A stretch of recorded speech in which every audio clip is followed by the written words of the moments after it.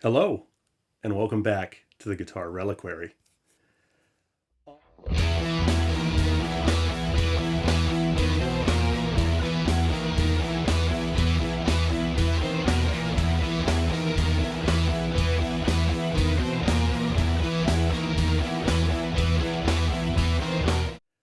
On today's episode of Tech Templar, I'm going to be taking you through the different types of truss rod locations, tools, and adjustment techniques that can be used for a variety of guitars. So to begin, I've got my Fender Stratocaster here. This is a Mexican-made Fender Stratocaster, the Sweetwater exclusive. You can check out the video for the review and demo on the channel. But this is one of the most common types of truss rod locations and truss rods that you will find. So the truss rod in this guitar has been installed by first removing the strip of maple in the back and putting the truss rod in, and then gluing a walnut stripe in to disguise it. And that's because the fretboard is maple, and this is all just sort of one piece of maple in this neck. You may find some truss rods, especially those that are on guitars with rosewood fretboards for Fenders, that don't have the stripe in the back because they just take the fretboard off, obviously put the truss rod in and then seal it back up. But the truss rod runs along the center of the neck, and what it allows you to do is to guide the wood into the level of straightness that you want for your playing style. So the general recommendation is about 0.01 inch when you depress the first and last fret at the 8th fret or 9th fret, depending on the source that you use. So I like my neck a little straighter, probably closer to 0.005 inches. But when it comes to adjusting the truss rod on this guitar, it's very simple and straightforward. Right at the top here is a little channel that's been routed into the head cap of the guitar. And if you were to look down that channel, you would see the truss rod nut. And what you need is the appropriate Allen key wrench to adjust that truss rod. So in this case, I've got a 3/16 inch Allen key that goes right down in and will fit snugly. And then to adjust the truss rod, I just turn it the way that I need to. So with the truss rod facing the camera here, or facing away from you, basically when your neck has too much bow in it, so the action is too high at the center of the neck, then you would tighten the truss rod. And to tighten the truss rod, you would go this direction. So it's always referred to as clockwise, as if the face of the clock were here at the tip of the headstock. So a clockwise turn would straighten the truss rod. A left-hand turn or counterclockwise turn would loosen the truss rod. That would be useful when, say, the humidity changes and your fretboard swells and you need to take some of that back bow or a hump out of the neck.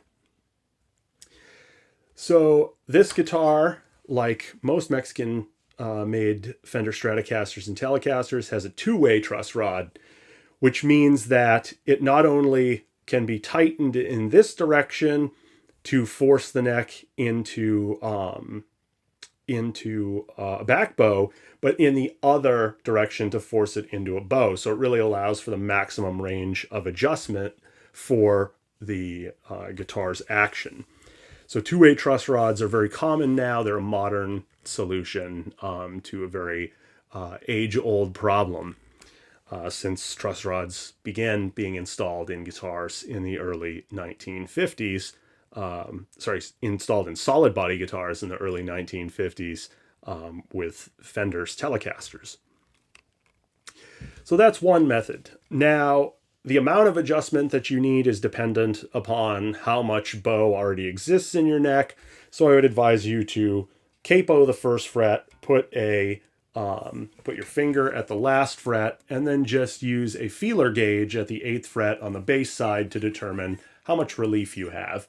And another test that people will use is just tapping like so to determine if there's actually a gap below the string and the top of the fret.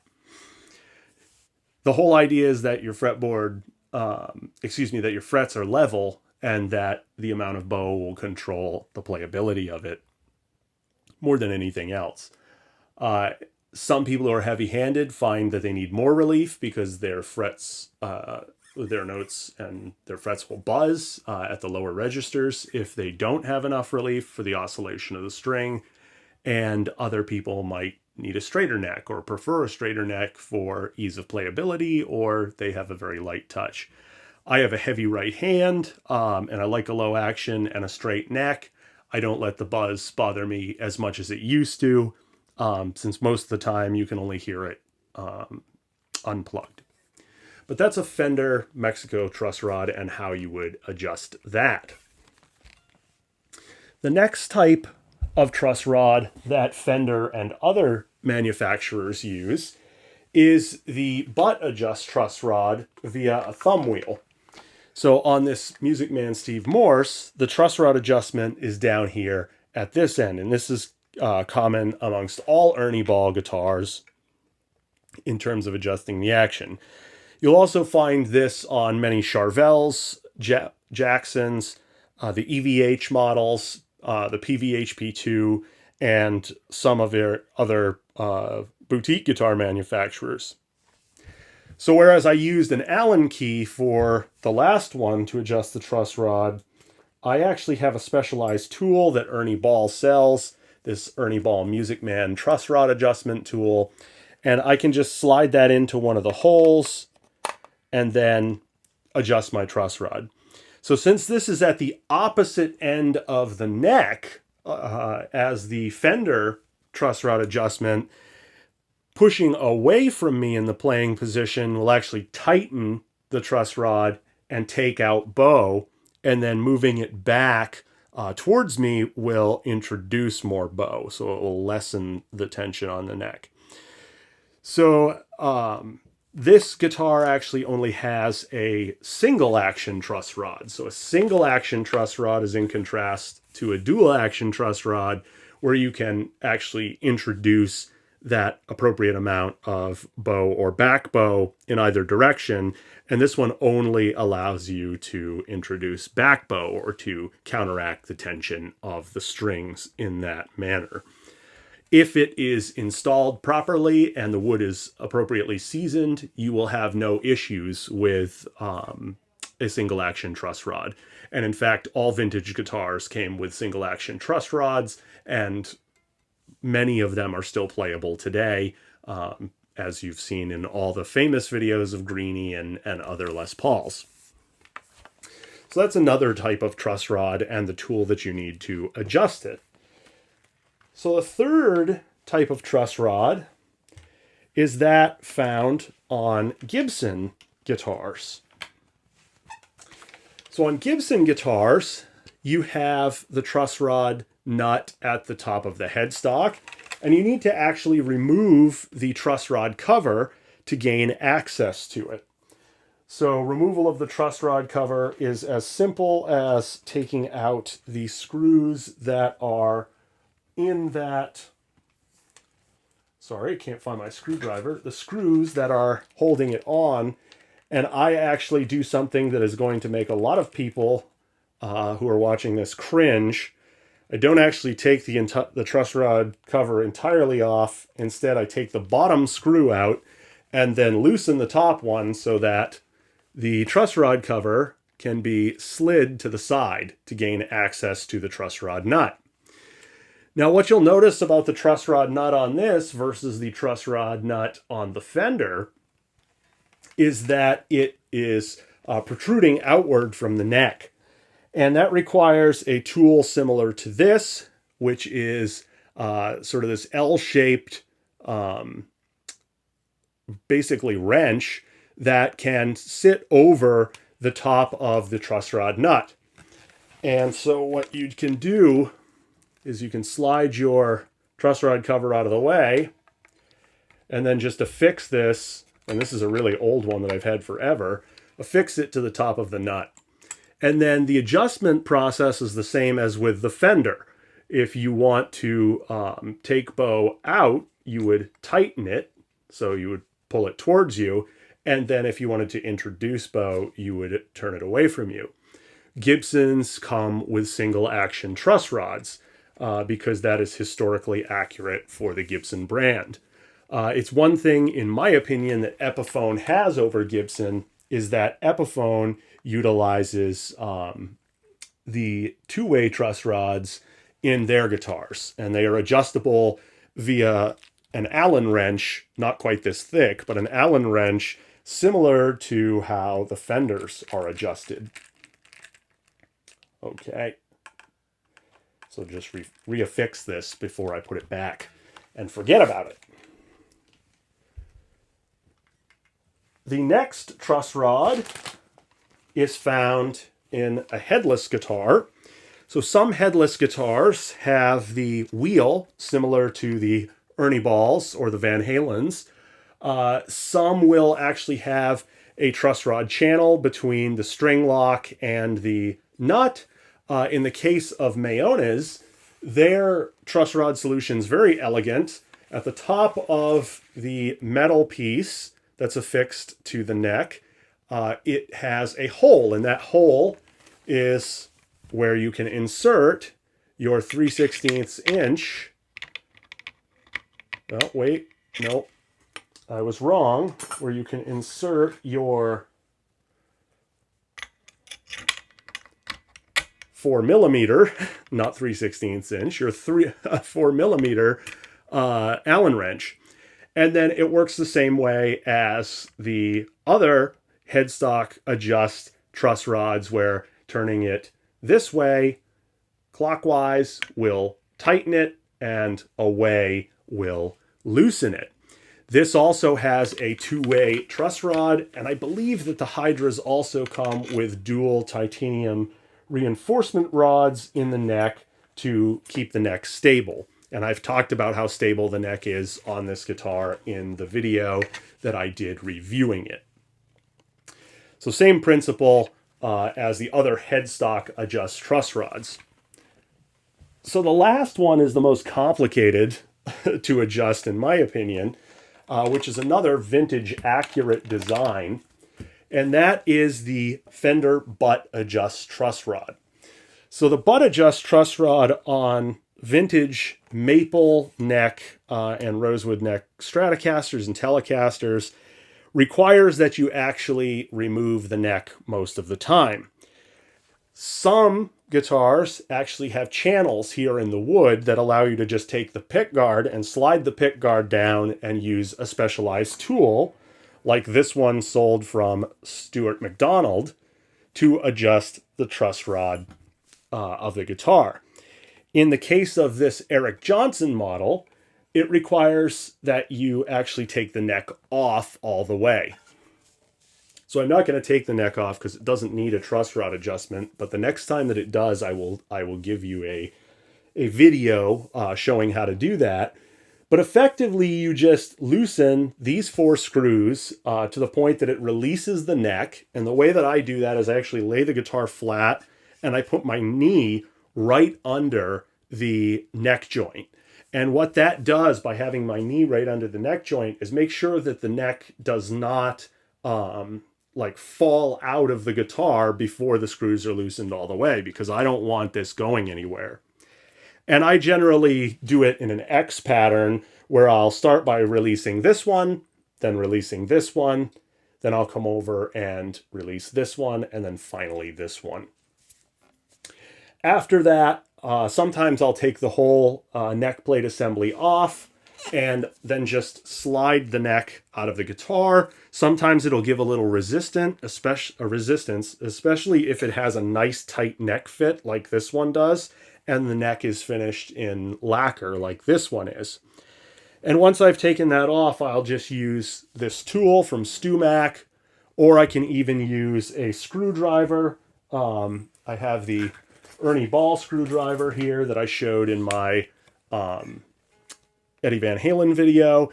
I'll just use this screwdriver to adjust it. And since it's a butt adjust truss rod, going this way tightens it because you're righty-tighty, as they say, and that would tighten the truss rod, and then backing it off would loosen the truss rod. This is a single action truss rod because that is historically accurate and what you would find on most vintage fenders. When it comes to actually doing the adjustment of the truss rod, the most important thing is taking measurements so that you can be accurate with your action across guitars. All of my guitars have about the same amount of relief in the neck because that's what I have grown accustomed to play.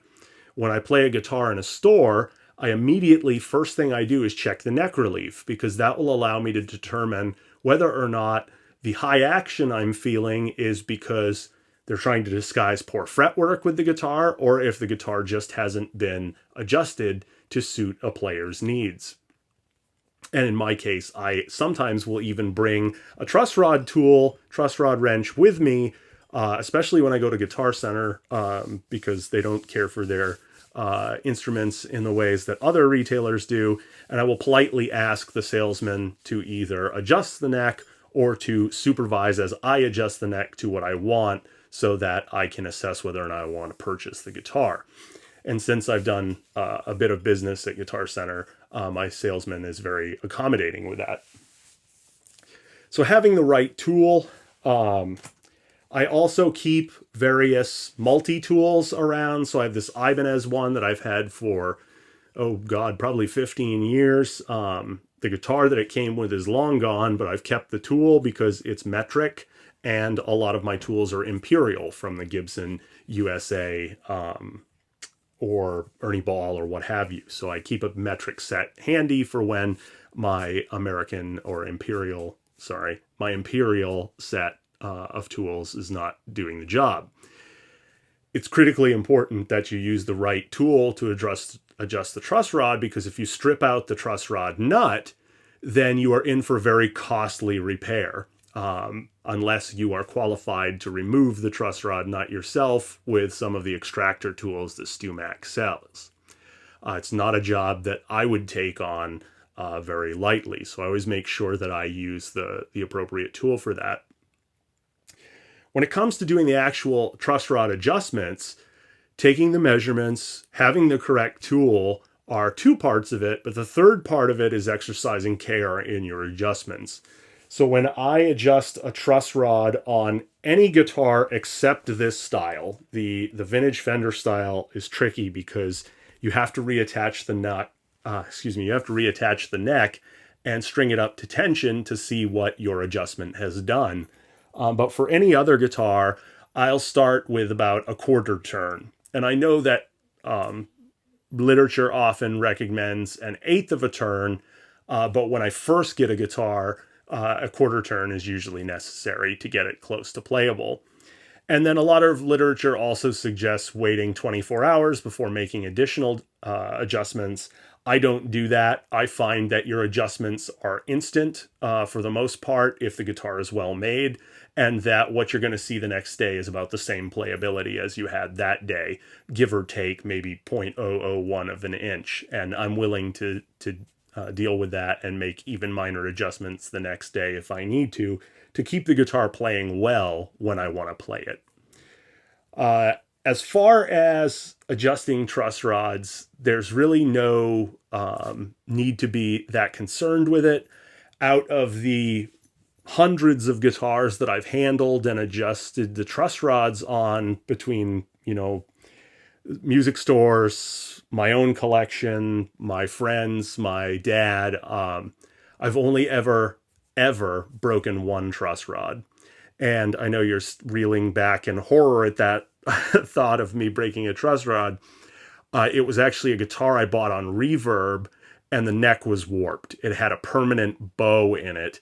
And so I tried to tighten the truss rod to the point where I could get the bow out of it. And it just wasn't possible. And I thought I had gotten it. And at the last second, I heard a pop because I had reached the end of the adjustable range.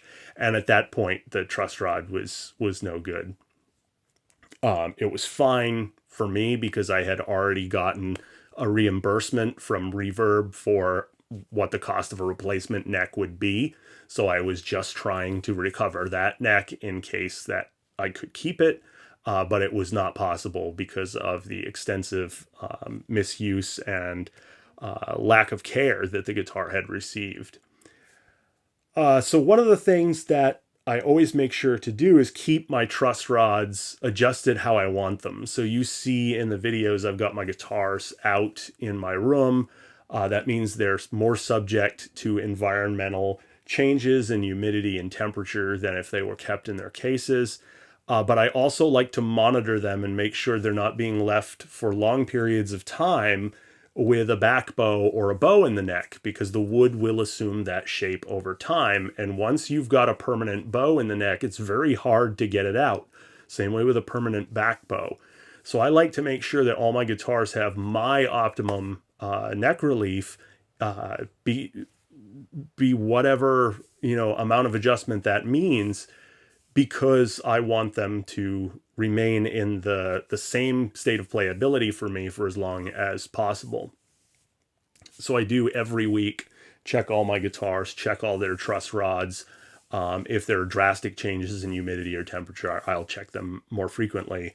And I do have a forced hot air circulation system in my house, which is about the worst thing you can have for guitars. So I do keep my room humidified where I keep my guitars in the winter, and whenever that forced hot air is going, so that I can maintain at least 50% humidity in this room. Over humidification is not as big of a concern for electric guitars, in my opinion, as it is for acoustics. And under humidity is far more damaging, because under humidity means fret sprout, frets that sort of cut the edges of your hands as you're playing. And so it's really important for me to keep the humidity higher than lower. So I think that brings us to the end of my truss rod video. I hope that you will leave comments and questions below. Don't be too scared of your truss rods. I promise it's very hard to break them. I was really going Incredible Hulk on that one that I did break. Minor truss rod adjustments are not going to hurt your guitar. If you have resistance from the rod when you are turning it, just go gradually and don't overdo it. If you ever have to force it, take it to a qualified professional. I hope you'll like and subscribe to the channel, and I'll see you next time.